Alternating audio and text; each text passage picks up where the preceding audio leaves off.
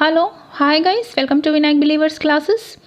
Okay so students, आज practice set number 10 हम करेंगे। बहुत लेट हो गया है already, so without wasting time let's start the practice set number 10। सो चलिए देखते हैं फर्स्ट क्वेश्चन क्या है। आई होप आप सबको प्रैक्टिस सेट अच्छे लग रहे होंगे, समझ में भी आ रहे होंगे और आप अपनी प्रैक्टिस अच्छे से कर रहे होंगे, घर में होंगे, सेफ होंगे। सो चलिए स्टार्ट करते हैं हमारा आज का प्रैक्टिस सेट।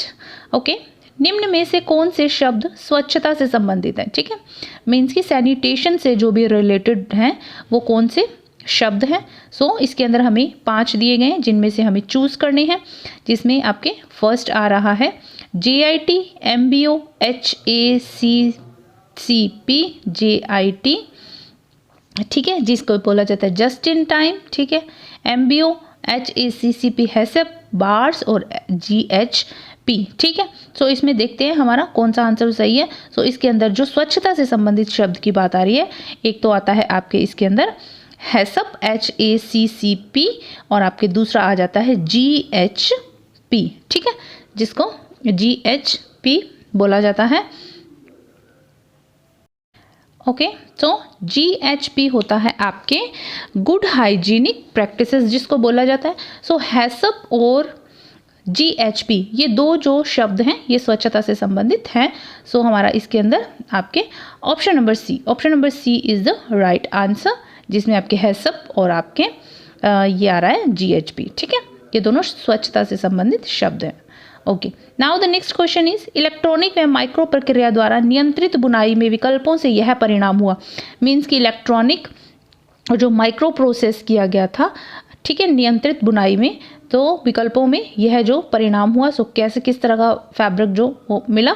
सो देखिए उसमें कैसा फैब्रिक मिला, जिसमें आपके बेहतर व सुनिश्चित गुणवत्ता वाला वस्त्र, उत्पादन की उच्चतम दर और आपके सतत एवं विश्वसनीय निष्पादन।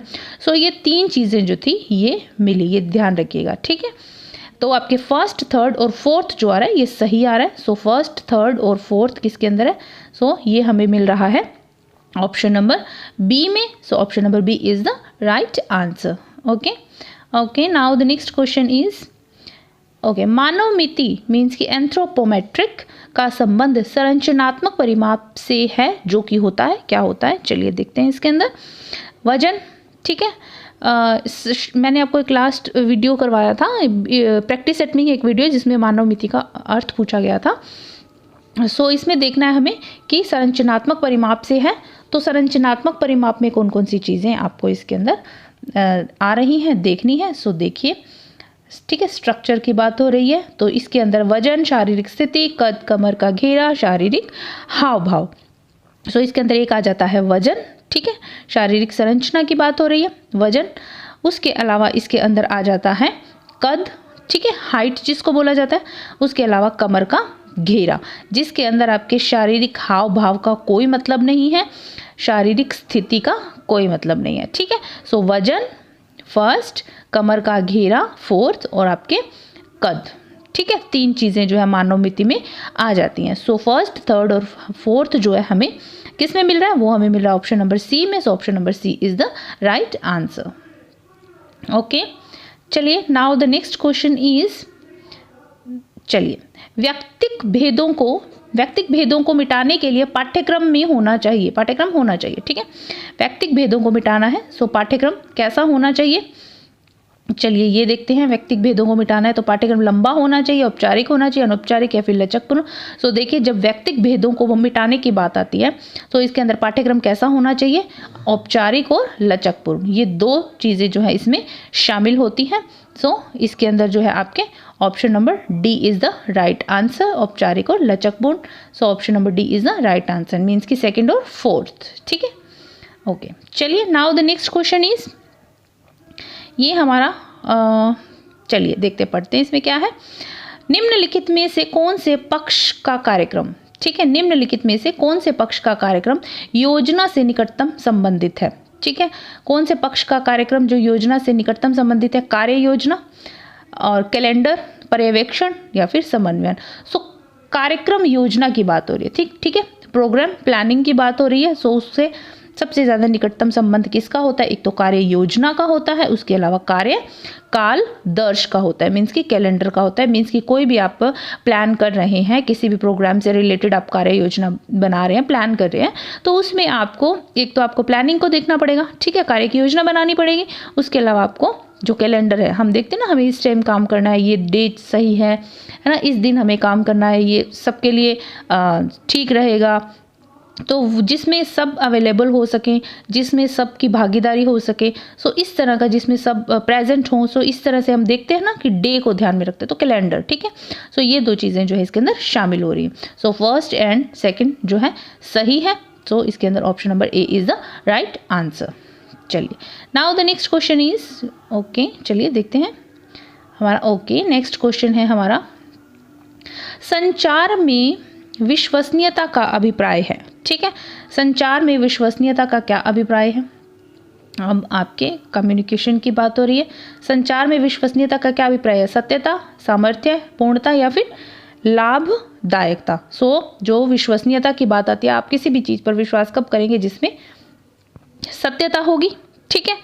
उसके अलावा आप किसी भी बात को पर कब जो करेंगे, किसी कम्युनिकेशन में विश्वसनीयता का मतलब क्या है? एक तो सत्यता होनी चाहिए, दूसरा क्या होनी चाहिए? पूर्णता होनी चाहिए। मतलब कि जो भी चीज़ है, जो भी मैसेज है, आप जो भी कम्युनिकेट कर रहे हैं, उसमें स्पष्ट होना चाहिए, क्लैरिटी होनी चाहिए, ठीक है। और ऐसा होना चाहिए मैसेज जो पूरी तरह से समझ में आने वाला हो, पूर्णता हो जिसमें, ठीक है। तो ये होता है विश्वसनीयता, ठीक है। आधा अधूरा मैसेज हो, आधी अधूरी कम्युनिकेशन हो, उसका कोई अर्थ नहीं निकलता। सो पूर्णता इज इम्पोर्टेंट, सत्यता is important. So option number D is the right answer, जिसमें फर्स्ट और थर्ड आपके आ रहा है, ठीक है। ओके, चलिए, now the next question is assertion reason का क्वेश्चन है, जिसको कि हमें पढ़ना है और करना है। चलिए देखते हैं। जब आटे में पानी मिलाकर गूंथा जाता है, असर्शन क्या बोलते हैं? जब आटे में पानी मिलाकर गूंथा जाता है, तब उस लोई में ग्लूटिन विकसित होता है। बिल्कुल होता है, आटे के अंदर ग्लूटिन होता है, हमें पता है, ठीक है। और जब हम उसको गूंथते हैं तो एक चिपचिपा सा, लिस सा जो प्रोडक्ट होता है, दैट इज ग्लूटिन, ठीक है। तो वो विकसित होता है, जैसे जैसे हम उसमें पानी डालते जाते हैं, वो ज़्यादा ज़्यादा होता जाता है, ठीक है। और रीज़न क्या बोलता है? यह चपाती को शुष्क आंच, ठीक है, शुष्क मतलब कि ड्राई हीट पर में पकाने पर उसमें भूरा रंग बनने में सहायक होता है। सो ये बात जो है आप इसमें गलत बोल रहा है। जो ये चपाती में जो शुष्क आंच में पकाने पर उसमें भूरा रंग जो बनता है, वो ग्लूटिन की वजह से नहीं बनता, वो स्टार्च होता है। ग्लूटिन इज प्रोटीन, ठीक है। सो ए सत्य है और आर गलत है, ठीक है। A is the right answer and R जो है आपका ये रीज़न जो है वो गलत बोल रहा है, ठीक है। So option number A is the right answer. Okay okay, now the next question is, हाँ, एजर्शन क्या कहता है? शिशुओं के लिए माँ का दूध पोषणता की दृष्टि से ईश्वरीय देन है। बिल्कुल है, बिल्कुल सही बात बोल रहा है ये, ठीक है, सही है ये, कि जो बच्चे होते हैं उनके लिए माता का जो दूध है वो एक बहुत अच्छा माना जाता है। सो ईश्वरीय देन है। रीज़न क्या बोलता है? माँ के दूध में बिफिड्स तत्व होता है जो लैक्टोबैसिलस की वृद्धि को बढ़ाता है और ई कोलाई की वृद्धि को रोकता है, ठीक है। सो माँ के दूध में क्या होता है? माँ के दूध में आपके बिफिड्स होता है, आप लोगों ने पढ़ा होगा, और लैक्टोबैसिलस की वृद्धि होती है, जिससे ई कोलाई की वृद्धि होती है। तो जीवाणु जो होते हैं वो मर जाते हैं, ठीक है। सो दोनों ही बातें जो है वो सही हैं। सो आपके इसके अंदर ऑप्शन नंबर जो आपके आ रहा है, option number A is the right answer. Okay, option number A is the right answer, means कि दोनों ही स्टेटमेंट्स जो है वो सही बोल रहा है। ए भी सही है, आर भी सही है। Okay, now the next question is, assertion reason का ही ये क्वेश्चन है, हम करेंगे इसको जल्दी से। ओके, पढ़ लेते हैं। परचेज ऑर्डर प्रदायक को देने वाली खरीद सूची होती है। परचेज ऑर्डर जो है वो प्रदायक को देने वाली खरीद सूची होती है। बिल्कुल होती है। परचेज ऑर्डर क्या होता है कि हम एक लिस्ट बनाते हैं, उसके ऊपर हमें क्या क्या चीज़ें हमें लेनी है, ठीक है, उसकी लिस्ट होती है, वो बिल्कुल होती है, ठीक है। उसके अलावा क्योंकि यह भोजन परोसन इकाई के प्रारूप विवरण पत्र पर आधारित होती है। तो ये जो है आपका, ये सही नहीं बोल रहा है कि परचेज ऑर्डर पर अदायक देने वाली खरीद सूची होती है, ये बिल्कुल ठीक बात है, क्योंकि यह भोजन परोस इकाई के प्रारूप विवरण पत्र पर आधारित होती है। बिल्कुल नहीं, ऐसा नहीं होता, यह भोजन परोसन इकाई के प्रारूप विवरण पर आधारित नहीं होती।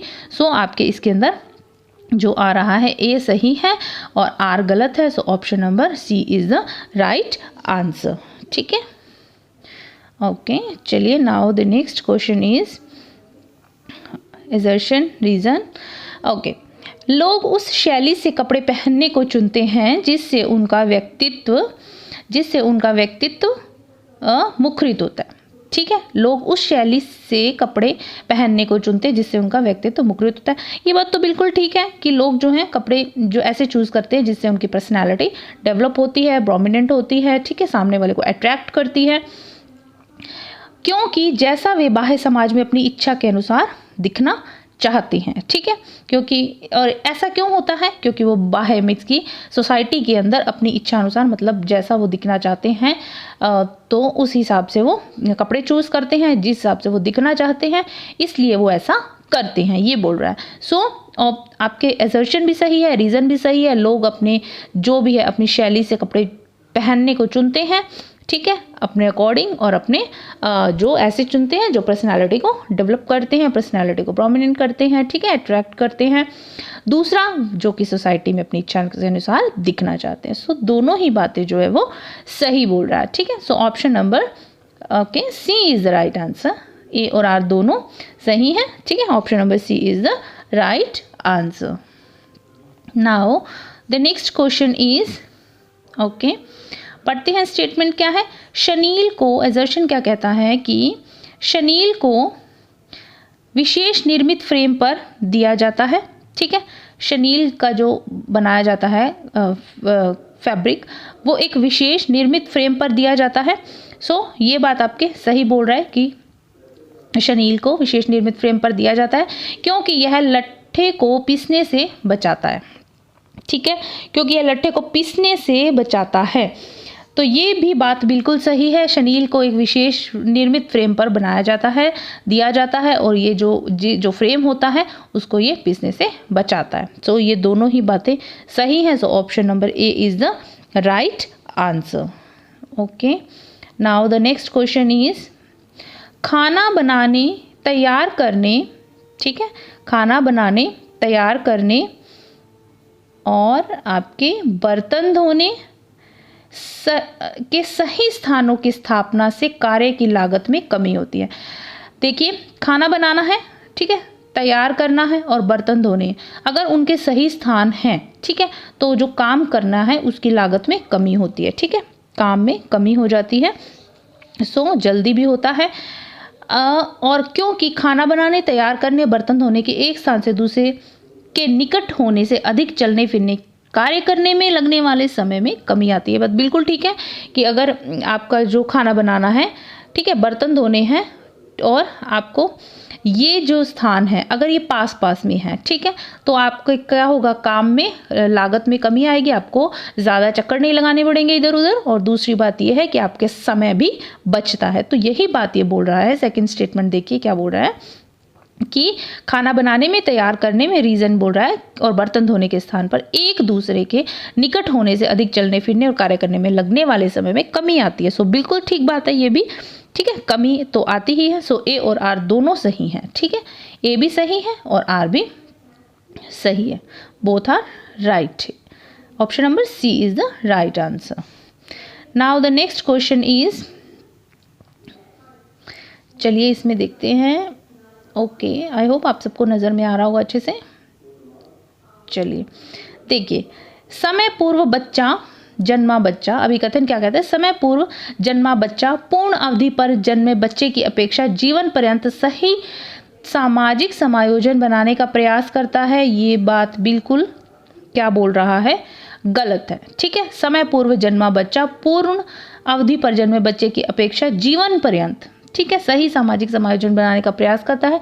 ये स्टेटमेंट स्टूडेंट्स आप लोगों को पढ़ते ही समझ में आ जाएगी कि this is the wrong statement. Okay, क्योंकि माता पिता द्वारा दिए गए अति अभिरक्षण के कारण उनकी व्यवहारिक अनुक्रिया प्रतिकूल रूप से प्रभावित होती है। माता पिता के द्वारा दिए गए अति अनुरक्षण के कारण उनकी व्यवहारिक अनुक्रिया प्रतिकूल रूप से प्रभावित होती है। ये स्टेटमेंट सही बोल रहा है कि जब माता पिता जो भी बच्चों को ज़रूरत से ज़्यादा जो है उनकी लुक आफ्टर करते हैं, ज़रूरत से ज़्यादा अभिरक्षण मीन्स कि उनकी केयर करते हैं, पैम्पर करते हैं, तो उनके कारण उनके व्यवहारिक अनुक्रिया प्रतिकूल रूप से प्रभावित होती है। ठीक है, जो उनका व्यवहार है, जो व्यवहार करते हैं वो प्रतिकूल रूप से प्रभावित होता है। बिल्कुल सही स्टेटमेंट है, but this is the wrong, assertion is wrong, reason is right. So आपके इसमें option number option number D is the right answer. A गलत है किंतु आर सही बोल रहा है। ठीक है, आई होप आपको समझ में आ गया होगा। तो चलिए चलते हैं नेक्स्ट क्वेश्चन पर। ओके, नेक्स्ट क्वेश्चन क्या कहता है कि इंद्रियां सीखने के लिए प्रवेश द्वार है। हाँ, बिल्कुल ठीक बात है, बिल्कुल ठीक बोल रहा है कि इंद्रियां जो है, हमारी जो सेंसेस हैं, वो सीखने के लिए क्या है, प्रवेश द्वार है।